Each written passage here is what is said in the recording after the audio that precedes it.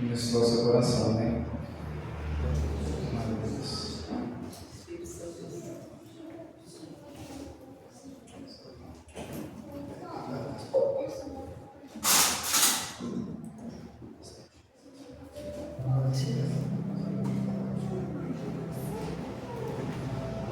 Glória a Deus. Saúdo a cada um e a todos com a santa paz de Jesus. Amém. Vamos abrir as nossas Bíblias. Evangelho segundo escreveu João, capítulo 10. João capítulo 10.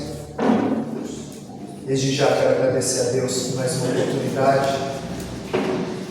Agradecer a minha esposa que sempre está comigo, mulher da minha aliança, pastor Gilberto, pastor Ana, pastor Givanildo, os demais irmãos da igreja. Muito feliz por estar aqui nessa noite.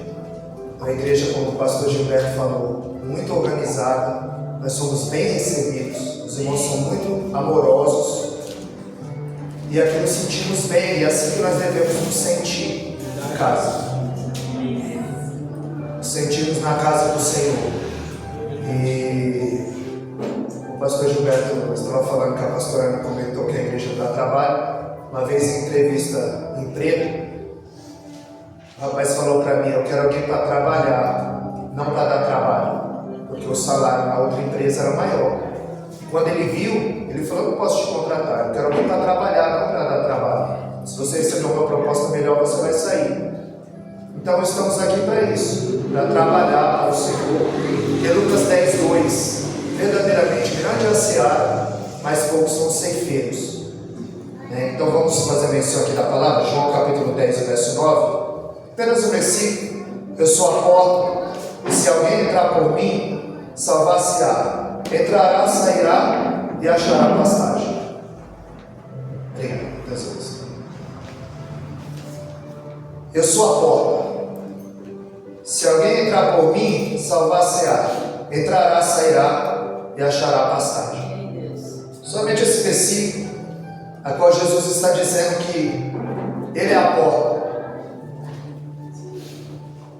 E como o pastor Gilberto falou aqui, que abriu-se uma porta ao seu amigo e nem disse a ele que ia pregar, porque isso é um particular meu e do Senhor. Mas porta tem conotação com oportunidade. Toda vez que eu leio porta na Bíblia, é uma oportunidade. Quando alguém diz abriu-se uma porta de emprego, abriu-se uma oportunidade. Quando Jesus está dizendo em João 10:9, eu sou a porta, Ele está dizendo: eu sou a tua oportunidade. Ele está dizendo: eu sou o elo que liga você a Deus. E nessa porta, ela tem uma placa, que está em Mateus 11:28. Vinde a mim, vós que estáis cansados e oprimidos, que eu vos aliviarei. Tomai de mim o meu jugo, porque ele é leve, o meu fardo é leve, o meu jugo é suave. Encontrarei descanso para vossas almas. Aprendei de mim que sou manso e humilde de coração. Então, nós sabemos que quando Jesus usa essa linguagem sobre o jugo era um ferro que atrelava um boi ao outro. Eram dois animais, e geralmente se atrelava um boi manso a um boi bravo. Porque quando o boi bravo queria se espernear, ele não conseguia, porque ele estava preso ao mesmo jugo do boi manso. Jesus estava dizendo isso: coloca o teu pescoço debaixo do meu jugo. Ele está dizendo: me dá a tua braveza, a tua rispidez, que eu te dou a minha mansidão. Me dá a tua soberba, a tua presunção, que eu te dou a minha humildade. Porque em João 13:15 ele disse: eu vos dei exemplo, e assim como eu fiz, façais vós também. E quando Jesus está dizendo ide, primeiro ele diz vinde. Então nessa placa, na porta, está dizendo: vinde a mim, vós que estáis cansados. Vinde, primeiro vinde. E quando você passa por essa porta, e ele diz ide, em Marcos 16:15, ide e pregai o evangelho a toda criatura. Porque antes de Jesus enviar a igreja para o campo, ele enviou o Espírito Santo. Porque não há missão sem capacitação. E Marcos 16:15, ide por todo todo mundo, pregai o evangelho a toda criatura. Em Mateus 28:19 ele diz: portanto, ide, ensinando as nações, batizando-as em nome do Pai, do Filho e do Espírito Santo de Deus. Então, antes de Deus o enviar, Ele te chama, porque o sal do saleiro, ele não cumpre a sua função. A luz embaixo da vasilha, ela não cumpre a sua função. Por isso que Mateus 5,13 ele diz: vós sois o sal da terra. E no 16 ele diz: vós sois a luz do mundo. E a palavra porta, ela aparece 509 vezes na Bíblia. Ela tem conotação com oportunidade. Jesus disse: eu sou a porta, eu sou a tua oportunidade, eu sou o elo que liga você ao Deus eterno. E eu quero falar sobre porta nessa noite. Ela que aparece 509 vezes na Bíblia e tem conotação com oportunidade. Quando Jesus diz em João 14,6: eu sou o caminho, a verdade e a vida, ninguém vem ao Pai senão por mim, eu sou a única porta que liga você a Deus. 1 Timóteo 2,5: não há outro mediador a não ser Jesus Cristo justo. Em Atos 4,12, Pedro disse que não há outro nome dado entre os homens a qual importamos que devamos ser salvos. É só Ele que faz com que nós tenhamos acesso ao trono de Deus. Então, quando ele diz: eu sou o caminho, o que passar disso é beco sem saída. Em Provérbios 14,12, a Bíblia diz que há caminhos para o homem que lhe parece direito, mas o final é o caminho da morte. Se Jesus não está nesse caminho, porque o que passa disso? Quando ele diz: eu sou a verdade, o que passa disso é mentira. Filipe perguntou: o que é a verdade? E ele disse: eu estou há tanto tempo convosco. Ele diz: mostra-nos um Pai que nos basta. Ele disse: eu estou há tanto tempo convosco. E você pergunta: onde está o Pai? E quem vem a mim vê o Pai. Em Mateus 10,30, em João 10,30, ele disse: eu e o Pai somos um. Porque ele disse: crê pelo menos por causa das obras, que o que faço, não faço por mim, mas o Pai que está em mim é que realiza essas obras. Quando ele diz: eu sou a vida, João 10,10, ele veio para, o ladrão não veio senão a roubar, matar e destruir, mas Deus veio para que tenhamos vida e vida em abundância. É o zoe, a plenitude da vida. É aquela paz que excede todo impedimento. Quando nós vemos em Apocalipse capítulo 3, o verso 20, Jesus dizendo: eis que estou à porta e bato. Se alguém ouvir a minha voz e abrir a porta, entrarei em sua casa, cearei com ele e ele comigo. Muita gente está como a igreja de Laodiceia, satisfeita consigo. Colocou Jesus para fora da igreja, da sua vida. Não é mais a porta, não é mais o elo. A igreja de Laodiceia era rica e abastada, mas para todas as igrejas Jesus tinha o mesmo refrão: eu sei as tuas obras. Eu sei as tuas obras. O mesmo refrão para todas as igrejas. Só que a igreja de Laodiceia, por sua vez, só recebeu censura. Ela estava localizada em uma cidade turística. Havia ali fontes termais. As cidades vizinhas, Hierápolis, havia água quente. Colosso, havia água fria. Pelo aqueduto, as duas águas se encontravam e desembocavam dentro de Laodiceia, onde ali tinha as águas termais, onde atraía muitos turistas. É por isso que em Apocalipse 3,16, Jesus disse: porque não és quente e nem fria, mas é morna, eu estou a ponto de vomitar-te da minha boca. Porque você nem é quente como a minha igreja, e você nem é fria como o mundo.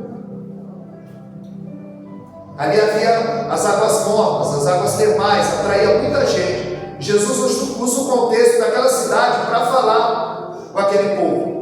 Estava dizendo porque eles eram bobos, ele estava a ponto de vomitar da sua boca. Havia ali um centro bancário. A igreja estava localizada, era extremamente rica, mas ela era espiritualmente pobre. Ali havia um centro de oftalmologia, o maior da época. Vamos dizer, eles desenvolveram o melhor colírio, mas a igreja estava espiritualmente cega. E ali havia um pó têxtil, onde Jesus disse que aquela igreja estava espiritualmente nua. Agora, ao invés de Jesus desprezar aquela igreja, alerta em Apocalipse 3,17: tu és miserável, pobre, cega e nua. Porque em Jeremias 17,5: maldito é o homem que confia no homem, nele mesmo, e aparta o seu coração do Senhor, e não pede a direção do Senhor, como o pastor Gilberto falou aqui. E essa igreja estava assim, colocou Jesus para fora, confiava no seu braço, na sua riqueza. Mas Jesus não despreza essa igreja. Ele diz: olha, compra ouro provado por mim no fogo para te enriquecer. Unge os teus olhos com o colírio do céu, e eu vou te dar veste para que não apareça a tua nudez. Jesus, ele está batendo na porta dessa igreja. Ele está dizendo: me dá uma oportunidade. Ele está dizendo: deixa eu entrar. Porque muitas igrejas, Jesus não é mais o centro. Virou o egocentrismo, né? O eu é que está no centro. Porque muita gente não é mais atraída pela cruz, são atraídas por sinais. Eles não querem a verdade, eles querem o que funciona. Jesus está dizendo: deixa eu entrar, que eu mudo a história, eu mudo o teu cativeiro. Porque quando você abre a porta para Jesus, fecha-se outra porta. Qual porta? Mateus 16:18: as portas do inferno não prevalecerão contra a minha igreja. Quando você abre a porta para o Senhor, fecha-se outra porta. Porque nós não podemos deixar o diabo erradicar do nosso coração. Que existe um Deus, existe um juízo e existe uma eternidade. E é oportuno lembrar o texto de Lucas 16:2: que todos nós daremos conta da nossa autonomia. Em Hebreus 9:27: a todo homem está determinado uma vida só, vindo depois disso o juízo, segue o julgamento. Segundo aos Coríntios 5:10: todos nós compareceremos diante do tribunal de Cristo, para prestarmos conta daquilo que fizemos por meio do corpo, quer seja bem, bom, quer seja mal. Então eu não quero falar sobre essas portinhas, porta de casa, de carro, eu quero falar da senhora porta. Eu quero falar da porta que Jacó viu. Gênesis 28:18. Ele diz: quão terrível é este lugar. Este lugar não é outro lugar senão a casa de Deus, a porta do céu. Apocalipse 4:1. João viu o céu aberto e uma porta aberta no céu. 1 Pedro 4:17. A Bíblia diz que já é tempo que começa o julgamento pela casa de Deus. E se começa por nós, aonde aparecerá o ímpio? Porque nós seremos julgados conforme as nossas obras. Porque ninguém aparece diante dele de mão vazia. No Salmo 84:10, Davi disse: vale mais um dia dos teus atos do que 1000 em qualquer outra parte. Eu prefiro estar nas portas da casa do Senhor. Em Colossenses 4:3, Paulo disse: oramos para que nos seja aberta a porta da palavra. Porque Paulo só falava a palavra. Ele disse: eu vos ensinei que recebi do Senhor. Paulo não inventou nada. Ele tirava da despensa e colocava à mesa. Porque o pão nós temos, mas o fogo está firme. As pessoas não se debruçam mais sobre a palavra. As pessoas não querem mais aprender. Elas são atraídas por sinais. Em João 6:2, a Bíblia diz que a multidão o seguia porque via os sinais que ele operava sobre os enfermos. E quando eles disseram: mestre, te procuramos durante 2 dias, onde estavas? Ele disse: eu sei porque vocês estão me procurando. Não é pela palavra que eu vos tenho falado, porque a barriga de vocês está vazia. É pelos sinais que vocês têm visto. Porque não são mais atraídos pela cruz, pelo sacrifício. Em Atos 14:27, Paulo relata como foi aberta a porta da fé aos gentios. Então aqui tem a porta da palavra, aqui tem a porta da fé. 1 Coríntios 16, 9, Paulo disse: uma grande e eficaz porta se me abriu, mas há muitos adversários. Porque quando você se coloca na porta, aparecem muitos adversários. O embate se deu com a palavra. Em Mateus 4, o adversário dizia: está escrito. Jesus dizia: está escrito. E ele ofereceu a Jesus fama, dinheiro, tudo que o ser humano carnal quer. Um reino sem cruz, um reino sem sacrifício.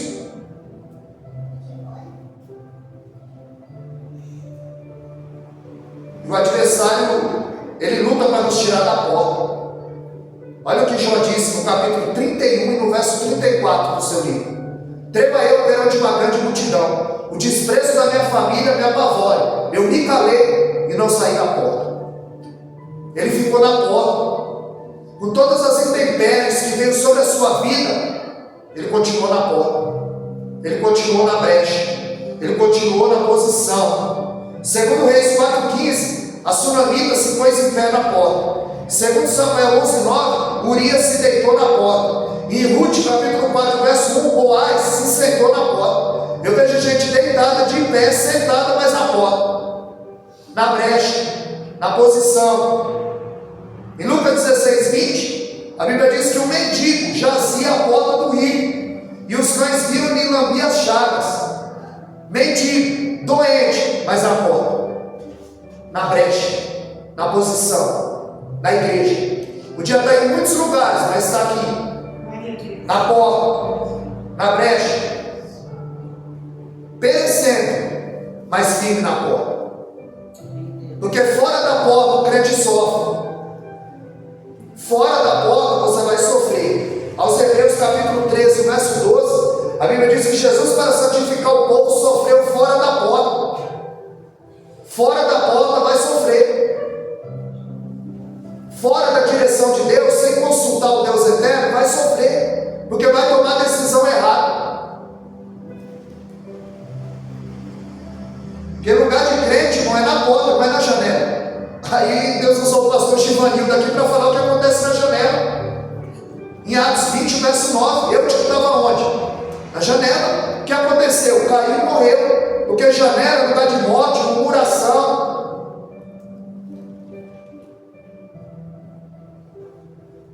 Segundo Samuel 6,16, a Bíblia diz que Mical estava na janela. E quando Davi vinha bailando e saltando, se despiu das suas vestes, porque na presença do Senhor nós voltamos a ser criança. Nós perdemos a pose, nós nos alegramos. E Mical na janela murmurou. E Davi disse: antes de Deus escolher teu pai, escolheu a mim. E eu vou me alegrar na presença do Deus eterno, eu vou me alegrar na porta. Segundo Reis, capítulo 9, verso 30. Sabe onde Jezabel estava? Na porta, na janela. Na porta fica crente. Jezabel estava na janela. Quando Jeú disse: joga aquela endemoniada lá de cima. Ela era uma rainha, mas era sacerdotisa de Baal. Não ficava na porta, ficava na janela. E Deus não tem negócio com crente de janela. Janela é lugar de fofoca. Janela é lugar de morte. Janela é lugar de murmuração. Deus está nos chamando para nós ficarmos na porta. Com Managaxé, Cantaragaçu, Alabraçu, derrece, Andará. Para nós nos colocarmos na brecha, na posição. Porque lugar de crente é na porta. Lugar de crente é em Cristo. Lugar de crente é na palavra. Ezequiel 22:30. Deus disse: busquei dentre eles um homem que estivesse na brecha, tapando o muro, para que não destruísse aquela cidade e ninguém achei. Mas quando o Senhor de todos os olhos nos procurar, Ele nos acha aqui na brecha, na posição, no culto de oração, no culto de ensino, no curso de teologia presidido pelo pastor Givanildo. Porque nós temos que aprender, crescer como Jesus crescia em Lucas 2,52. Crescia na graça, conhecimento, sabedoria e estatura. Crescia na diagonal e na horizontal, diante dos homens e diante de Deus. Glória a Deus. Louvado seja o Senhor. 1 Coríntios 7:20, cada um fique na vocação em que foi chamado. Por isso que Efésios 4:11 tem uns para pastores, uns para evangelistas, uns para mestres, outros para doutores, porque cada um tem um chamado. Em Apocalipse 3:8, ele diz: eis que pus uma porta diante de ti, e ninguém pode fechar. Tem com pouca força, não negaste o meu nome. Está com pouca força, mas continua na porta. Continua na brecha. Continua na posição, na presença do Deus eterno. Em Apocalipse 20, Isaías 22:22, ele diz que colocarei a chave de Davi sobre os seus ombros. E ele fechará, ele abrirá e ninguém fechará. Ele fechará e ninguém abrirá. Em Apocalipse 20, Isaías 22:22, diz que a chave está sobre o ombro dele. Em Apocalipse 1:18, ele diz: estive morto, mas eis que estou vivo para todo sempre, e tenho nas mãos a chave da morte e do inferno. A chave está na mão dele. E a gente fica preocupado de Deus abrir a porta. A chave está na mão dele. Quando você busca o reino de Deus e a sua justiça, as outras coisas vêm a rebote. Ele acrescenta, porque a chave está na mão dele. E às vezes a gente está fazendo campanha para Deus abrir a porta, e a chave está na mão dele. A porta vai se abrir naturalmente, porque Deus sabe qual é a tua necessidade. Muitas vezes Deus fecha uma porta para te livrar, e a gente só prega a porta aberta, mas Deus é o Deus que fecha a porta também.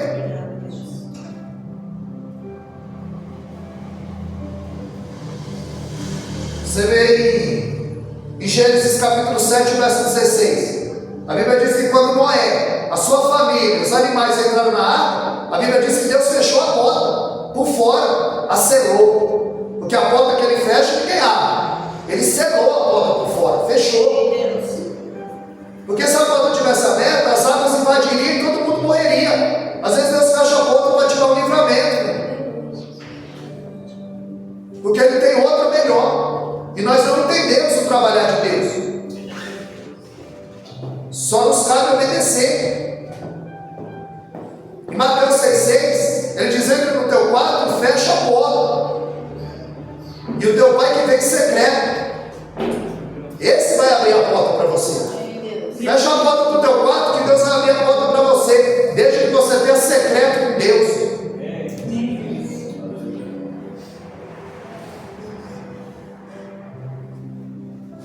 Eliseu falou para aquela viúva: vai aos teus vizinhos, pega a vaso emprestado. Agora, se ela fosse uma má vizinha, ela não fosse crente na porta, se ela fosse crente na janela, envolvida em fofoca, como é que o milagre ia chegar na vida dela? Ele disse: vai aos teus vizinhos e pega a vaso emprestado. Ah, mas eu não falo com a irmã fulana, eu não falo com a vizinha da direita. Como é que o milagre ia chegar na casa dela? Ela recolheu muitos vasos, que ela ficava na porta, ela era crente que tinha testemunho. E Eliseu falou: entra no teu quarto e fecha a porta. Porque às vezes, com a porta fechada, vai vir o teu milagre. Não é só a porta aberta. Quando ele vai ressuscitar o filho da sunamita, a Bíblia diz que ele entra, fecha a porta, ora ao Deus eterno, e o milagre vem.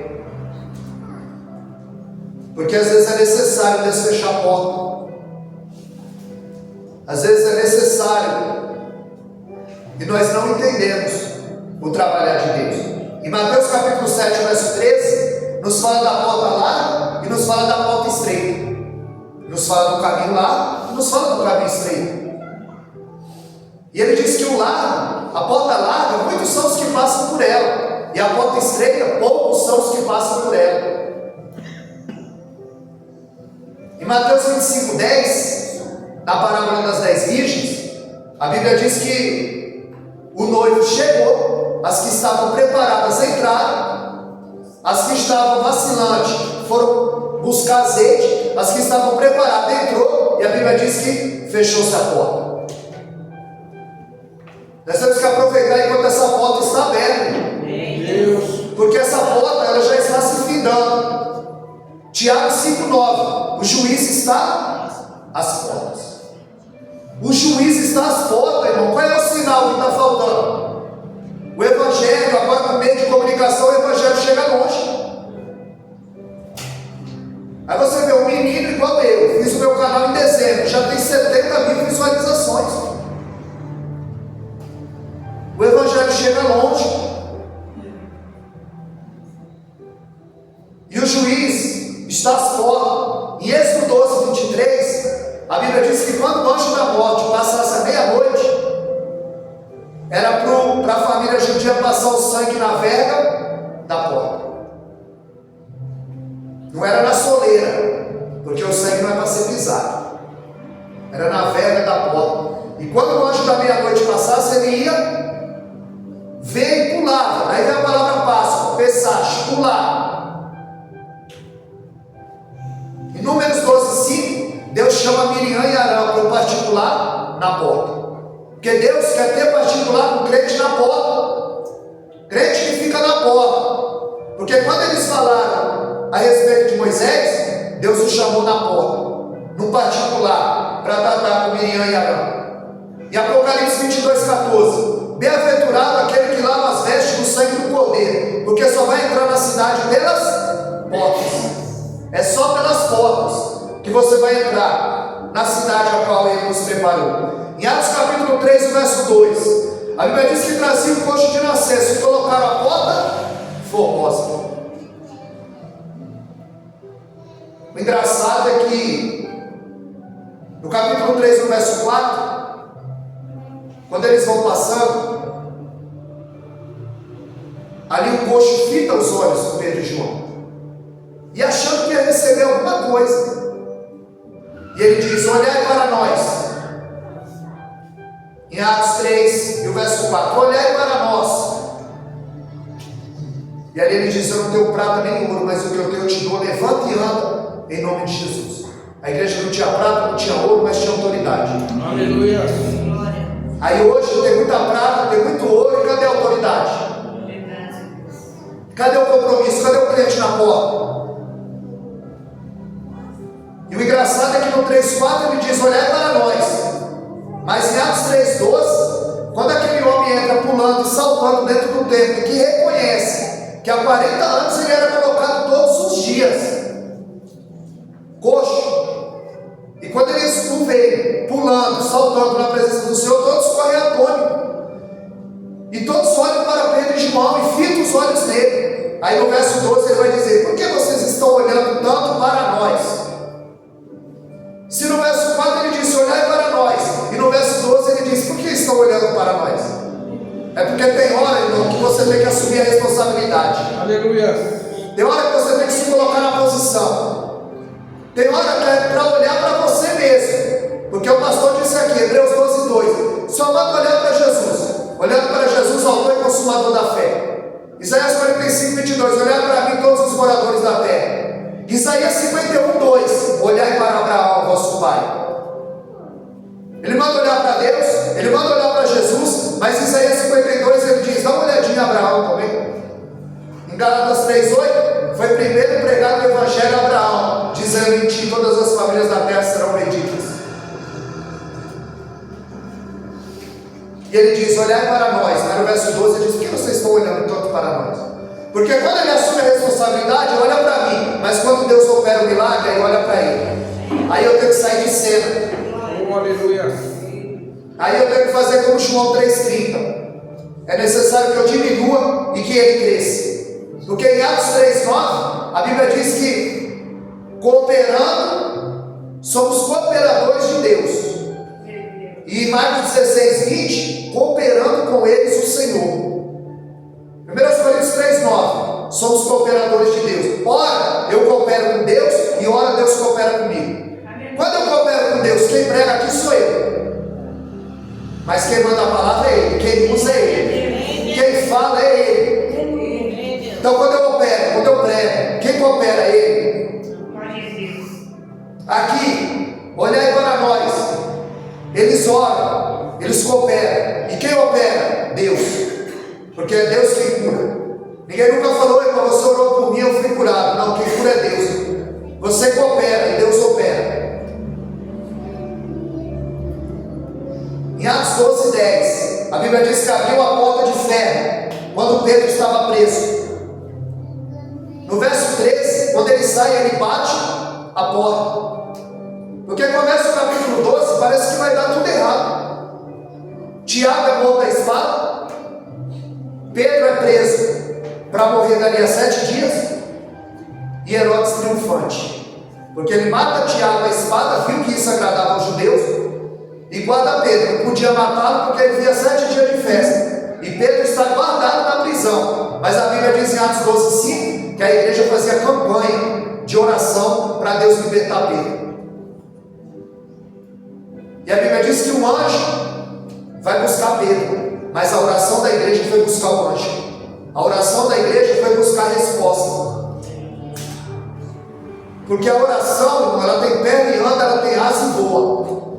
Não é necessário ter só luz na mente, precisa ter luz no coração. Não é só conhecer a Bíblia, ter intimidade com Deus. É jejuar, orar, ler, buscar, se humilhar. Não é busca, é renúncia.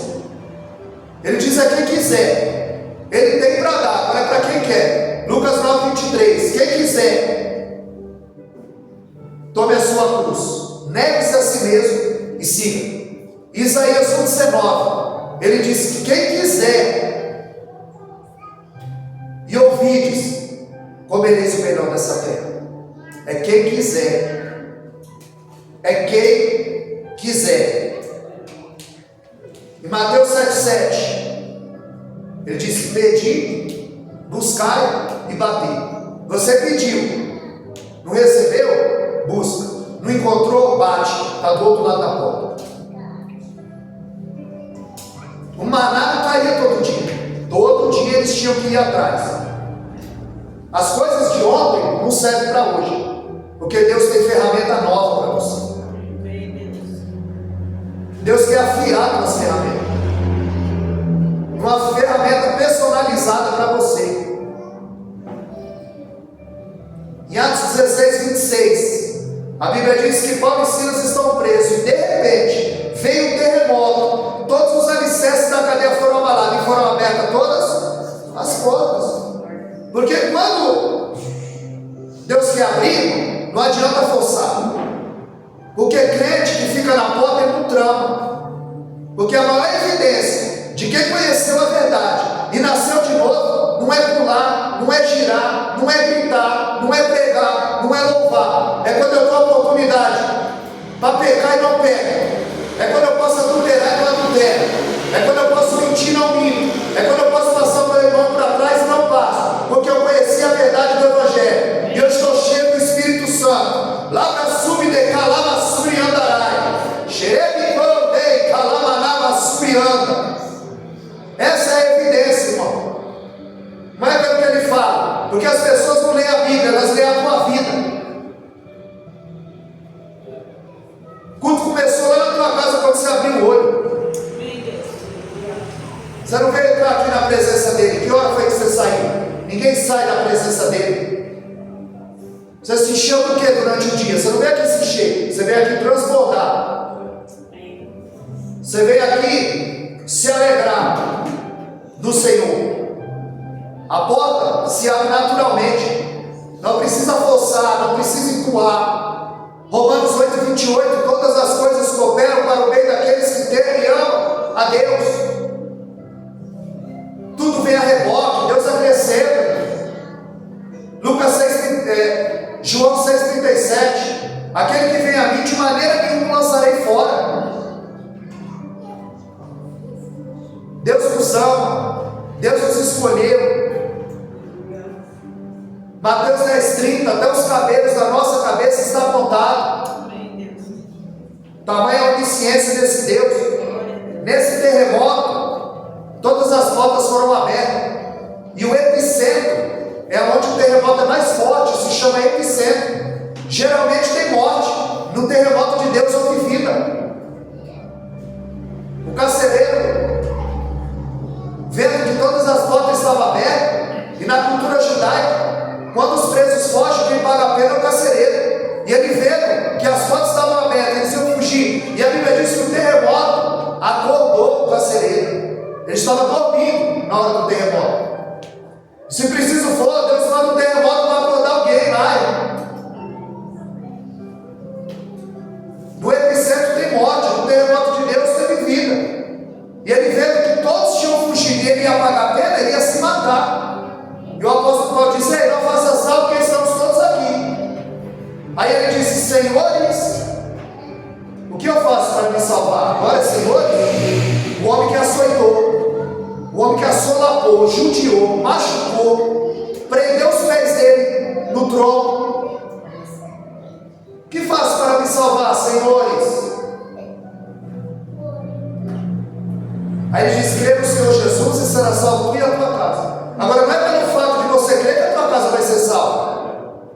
Porque filho de crente não é neto de Deus. É porque na cultura, quando o homem tomava uma atitude, a família o seguia. Eu costumo dizer, tinha chapéu na porta. Quando você chega lá no interior e você vê um chapéuzão na porta, sabe o que quer dizer que tem homem em casa. O homem tomava uma atitude, a família seguia. Chega lá no interior, tem um chapéuzão na porta, tem homem em casa. E agora estão pendurando uma bolsa.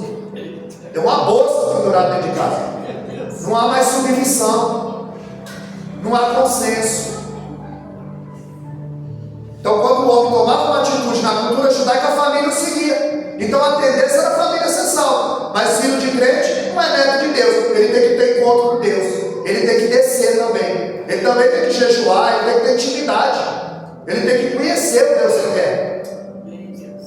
Não é só ouvir falar. Jó 42:5. Só de ouvir falar eu te conhecia, Senhor. Jesus disse para Nicodemos em João 3: você é doutor e mestre, não sabe essas coisas, porque ele sabe muito de Deus, mas ele não experimenta Deus. Tem gente que não experimenta o nosso Deus, só conhece de ouvir falar, não de andar com ele. E aí a Bíblia diz que ele o leva, o carcereiro leva Paulo e Silas para sua casa. Aí o homem que assolapou, machucou, agora vai tratar com urbanidade.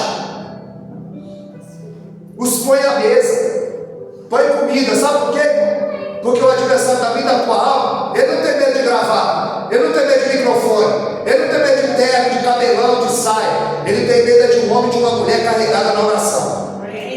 Paulo era carregado na oração e o diabo não resistiu. O levou à mesa, sentou, pôs à mesa, toda a família ouviu o evangelho, foi batizada e foram salvos.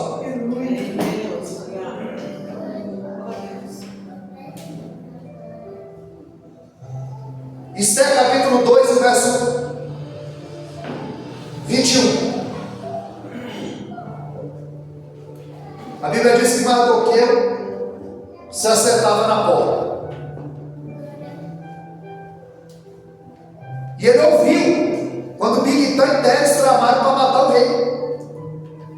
Porque crente que fica na porta, Deus revela o segredo. Esther 2:21, ele se assentava à porta do rei. Ouviu quando Bigtã e Teres tramaram para matar o rei. Quem fica na porta descobre o segredo. Quem fica na porta, Deus recompensa. 1 Coríntios 15:58, sede firmes e constantes, sempre abundante na obra do Senhor, porque a vossa obra tem uma recompensa. Deus tem uma recompensa para crente que fica na porta. Porque quando Mardoqueu está dormindo, Deus está trabalhando a seu favor. Mardoqueu está dormindo, o rei está com insônia. A Bíblia diz que o rei vai até o palácio, aos anais, a biblioteca do palácio, e lá nos anais está escrito que Mardoqueu livrou o rei da morte. E ele chama um dos seus súditos e diz: o que foi feito a esse homem que salvou a minha vida? Ele disse: nada. 4 anos se passaram. Porque entre Deus falar e Deus cumprir há um intercurso. Há um tempo determinado para todas as coisas. A gente quer tudo para ontem. A gente ora e já quer resposta. Muitas vezes ele dá. E ele diz que ele está no pátio, a mãe, traga. Quando a mãe chega, ele é o segundo do rei, o segundo homem mais eminente da Síria. E ele diz: o que eu faço ao homem a que eu devo exaltar? E ele pensa: quem o rei quer exaltar senão a mim? Eu sou o segundo. Porque quando é bênção é para mim. Mas quando a palavra é dura, é cajada, aí a irmã fulana tinha que estar aqui hoje. O irmão lá não vê. Não, Deus só fala porque ele está presente. Deus só fala porque ele está presente. Mas quando é bênção, aí todo mundo: Deus está falando comigo. Mas quando é repreensão, aí fulano não veio, né? Era para ele, né? E o que a irmã está fazendo é isso. Quem é o segundo, senão ele? Quem o rei quer exaltar, além de mim, eu sou o segundo. Aí ele: o que eu faço? Aí ele, pensando que é para ele falou: pega a coroa do rei, pega o cavalo do rei, a coroa do rei, manda anunciar pela cidade: esse é o homem a quem Deus quer, a quem o rei quer exaltar. Aí ele falou: então faz isso com Mardoqueu, que era o seu pior inimigo. E ali ele sai cabisbaixo. E ele teve que exaltar o seu inimigo. Porque o seu inimigo era crente que ficava na porta. Era crente que conhecia o Deus eterno, que jejuava, que orava. Porque quando veio o decreto, Esther 4,16, ela diz: olha, reúne o povo, e ora e jejua 3 dias, porque eu vou entrar na presença do rei. Se perecer, eu pereço, porque não é lícito. Tem 3 vezes que o rei me chama, e ninguém podia entrar na presença do rei sem ser chamado. Ela vai jejuar 3 dias e 3 noites, vai entrar na presença do rei da terra. Aí a gente quer ficar de qualquer jeito na presença do rei dos reis. A gente quer receber de qualquer jeito na presença do rei dos reis. Olha a reverência que tiveram para entrar na presença do rei da terra. E ele estendeu o seu cetro. Ela achou misericórdia por causa do jejum, por causa da oração. Então quando é bênção, a gente acha que é para nós, e quando é cajado, a gente pensa que é para os outros. Vê Davi.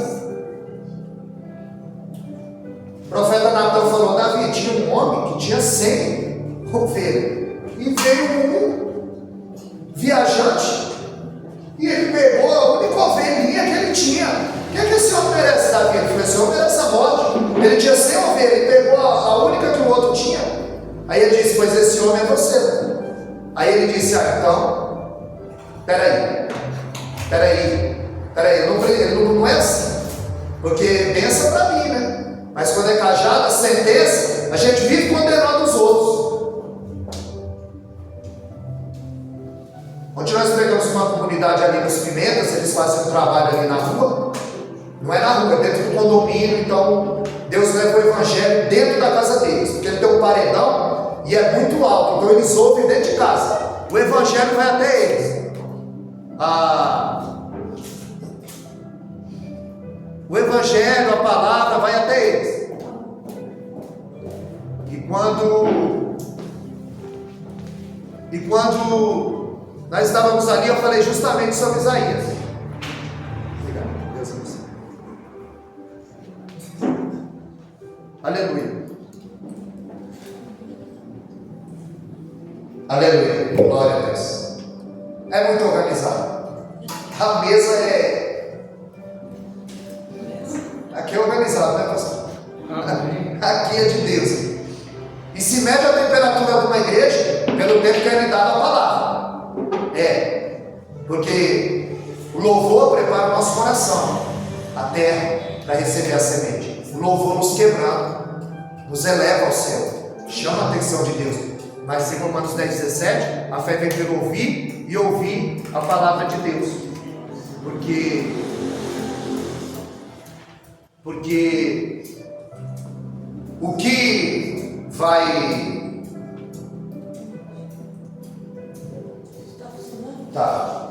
Glória a Deus.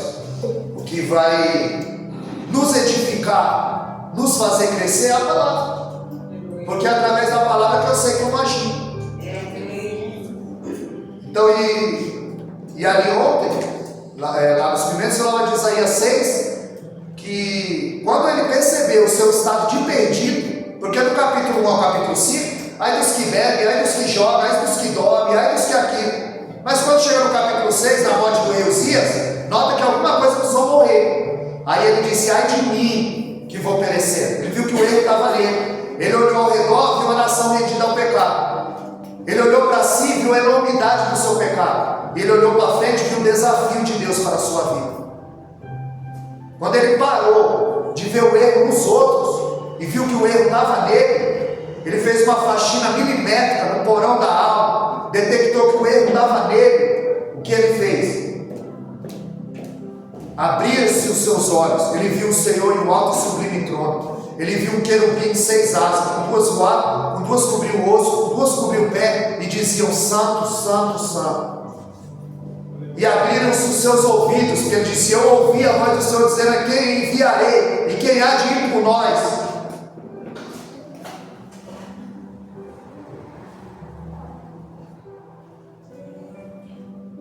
Nós precisamos assumir, não fazer como Adão, porque o ser humano tem dificuldade de assumir o erro, de pedir desculpa, de reconhecer o seu erro, pedir pediu perdão. Porque quando Deus pergunta para Adão: para onde caíste? Ele não está perguntando para obter informação. Ele queria confissão. Ele deu a oportunidade para Adão dizer: Senhor, eu errei, eu pequei. Mas não, ele põe a culpa na mulher, põe a culpa na serpente, põe a culpa em Deus. Foi a mulher que tu me deste. A mulher põe a culpa na serpente, ninguém assume o erro. Nós precisamos assumir o erro. Quando Judá fala para Tamar: espera, que quando meu filho mais velho cresceu e idoso, ela esperou de alcançar a promessa. Ela cansou de esperar a promessa do homem. E ela se disfarçou de prostituta. Quando ele subiu para tosquear as ovelhas, e a encontrou, e aí Judá, eu não sei se ele já gostava de frequentar esse ambiente, porque ele se deitou com ela, era sua nora, ele não sabia, ela se disfarçou, e ele disse: eu vou deixar o cabrito como peão. Ela: não, eu quero teu lenço, teu selo, teu cajado. E ele vai, quando volta ela já foi embora. Quando ele chega na cidade, vem a notícia: tua nora está grávida. Ele disse: o quê? Traz, vamos apedrejá-la. Porque a gente pode sentenciar os outros, a gente pode apontar o pecado dos outros, o erro. E ele perguntou diante de todos: qual foi o homem que você se deitou? Ela disse: esse aqui é o dono desse lenço, desse selo e desse cajado. Aí quando ele viu que era ele falou: peraí, vamos conversar. Do que a gente só quer, mas quando é conosco, né? E o lenço representa os dons. Atos 19:11. De sorte que os lenços, os aventais que eram levados, as pessoas eram curadas, os espíritos eram expelidos. O anel, em Efésios 4:30, não entristeçais o Espírito Santo, a qual está selado. Anel é autoridade. Colocou no dedo de José, colocou no dedo de Mardoqueu. E o cajado é o símbolo do ministério. Tu tem na mão, Moisés, o cajado. Quando Davi vai lutar com Golias, ele não larga o cajado, o ministério. E ele diz: tu vem a mim com pau e pedra. Davi está segurando o cajado, o ministério que Deus deu para ele. Então o lenço, o selo e o cajado é dom, autoridade e ministério. Ele entregou tudo para ela, de mão beijada. Vê se José perdeu o que Deus tinha para ele por um minuto de prazer. Porque o diabo é estelionatário, ele promete liberdade e escraviza. Promete uma noite de prazer e uma vida de tormento.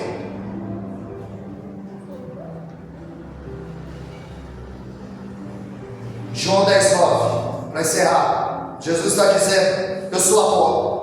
Ele está dizendo: fica na porta, fique em mim, fique em Cristo, fique em Jesus. Porque na mão dele tem intimidade, na mão dele tem honra. A mão dele está cheia, ele não dispensa ninguém de mão vazia. Pede, busca, bate. Porque se Rebeca não está na porta, Jacó não recebia a bênção. Rebeca estava na porta da tenda, e ele viu, ela ouviu, quando Isaac queria abençoar Esaú. Ela correu, fez o que Isaac. Jacó veio. Uma vez eu perguntei para o Senhor por que eu era assim, e ele disse que o menor, que o maior serviria o menor. Eu fiz esse guisado: entra e recebe a bênção.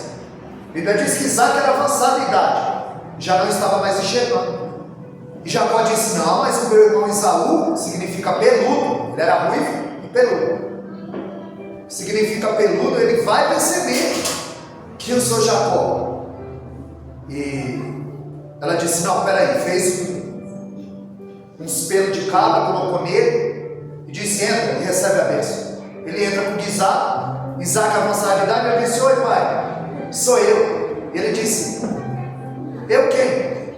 Sou eu, Esaú. Ué, mas a voz é de Jacó? Não, sou eu, pai, Esaú. Não, mas a voz é de Jacó. Chega perto para eu apalpar. Aí ele apalpa no espelho de cabra. É você mesmo, né, Esaú? Sou eu, pai. vir receber a bênção. Porque tem crente que é assim, viu, pastor Ana? Na frente da mulher, ele é Esaú. Na frente da pastora, ele é Esaú. Lá no trabalho, ele é Esaú. Mas Deus sabe que ele é Jacó. Porque de Deus ninguém esconde. Você esconde da tua pastora, do teu pastor, da tua esposa, do teu esposo, mas Deus nos conhece. Em Apocalipse 2:23 diz que todas as igrejas saberão que eu sou o Senhor, que eu sou da mente, coração, esquadrinho, os rins. Deus sabe que ele é Jacó. E ele recebe a bênção. E se Rebeca não está na porta, Jacó não recebe a bênção. E se Jacó não recebe a bênção, Esaú não queria matá-lo. E se Esaú não queria matá-lo, ele não foge para a casa do seu tio chamado Labão. E se ele não foge para a casa do seu tio Labão, ele não conhece uma mulher chamada Leia. E se ele não conhece uma mulher chamada Leia, ele não gera 4 filhos chamados Judá. E se não nasce Judá, não nasce Pérez. Se não nasce Pérez, não nasce Herom. Se não nasce Hezron, não nasce Arni. Se não nasce Arni, não nasce Adimim. Se não nasce Adimim, não nasce Aminadab. Se não nasce Aminadab, não nasce Nasson. Se não nasce Nasson, não nasce Selá. Se não tem Selá, não tem Salmão. Se não tem Salmão, não tem Boaz. Se não tem Boaz, não tem Obed. Se não tem Obed, não tem Jessé. Se não tem Jessé, não tem Davi. Se não tem Davi, não tem promessa. Se não tem promessa, não tem virgem. Se não tem virgem, não tem Jesus. Se não tem Jesus, não tem cruz. Se não tem cruz, ele não é crucificado. Se ele não é crucificado, ele não ressuscita. Se ele não ressuscita, ele não envia o Espírito Santo. E se não tivesse o Espírito Santo, nós estaríamos fadados ao inferno, completamente perdidos. Mas graças a Deus, um dia, alguém estava na porta. Porque quando ele diz: eu sou o Deus de Davi, a chave estará sobre os ombros de Davi. Davi, ao contrário, é vida. Ele diz: eu sou o Deus de Davi, eu sou o Deus da vida. Eu sou o Deus que faço, que aconteço. Eu sou o que sou. Ele é tudo que você precisa. Em João 6,35, ele é o pão que desceu do céu. Se você tem fome, ele é o pão. Em João 7,37, ele diz: aquele que tem sede, vem a mim, beba de graça da água da vida. Se você tem sede, ele é a água. Se você está em treva, em total escuridão, ele é João 8,12, a luz. Ele diz: eu sou a luz do mundo. O evangelho de João é o evangelho do eu sou. Em João 14,6, está sem caminho, sem saída, ele é o caminho. Em João 15, o verso 8 diz: eu sou a videira verdadeira. Aquele que está em mim dá muito fruto.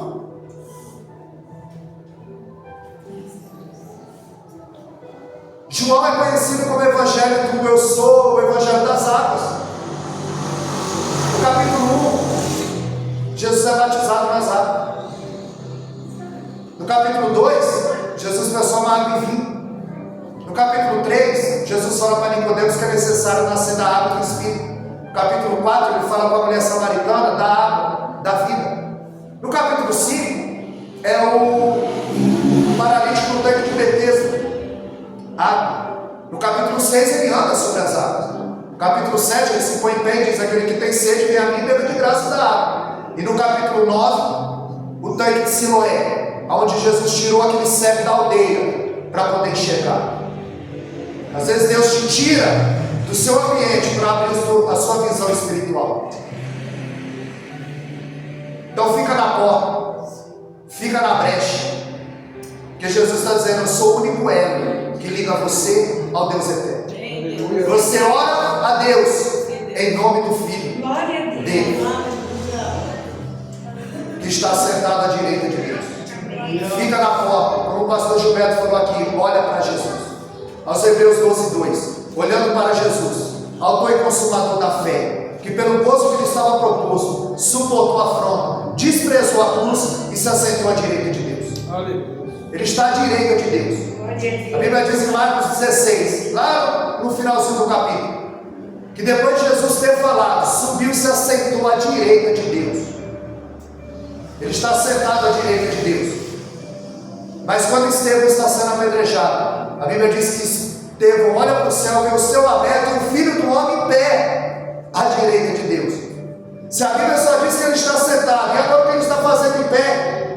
É quando o homem não nega, é quando o homem não recua, é quando o homem fica na porta. Aí o homem se põe em pé. O que ele estava fazendo em pé? Lucas 10:32. Aquele que me confessar diante dos homens, eu confessarei diante do meu Pai. Agora Jesus está em pé, confessando o nome de Estevão ao Pai. Porque Estevão, ele faz a mesma oração de Jesus. Ele está dizendo: Pai, perdoa, porque eles não sabem o que fazem. Jesus na cruz: Pai, perdoa, eles não sabem o que fazem. E crente que não fica na porta, não consegue perdoar quem os feriu, quem falou uma palavra que magoou. Estevão está sendo morto, Jesus está sendo morto, pedindo para o Pai perdoar. Crente que fica na porta, perdoa. João capítulo 1, verso 7. Se andarmos na luz, como na luz ele está, nós temos comunhão uns com os outros, e o sangue de Jesus nos purifica de todo o pecado. Nós agradeçamos essa oportunidade. E as palavras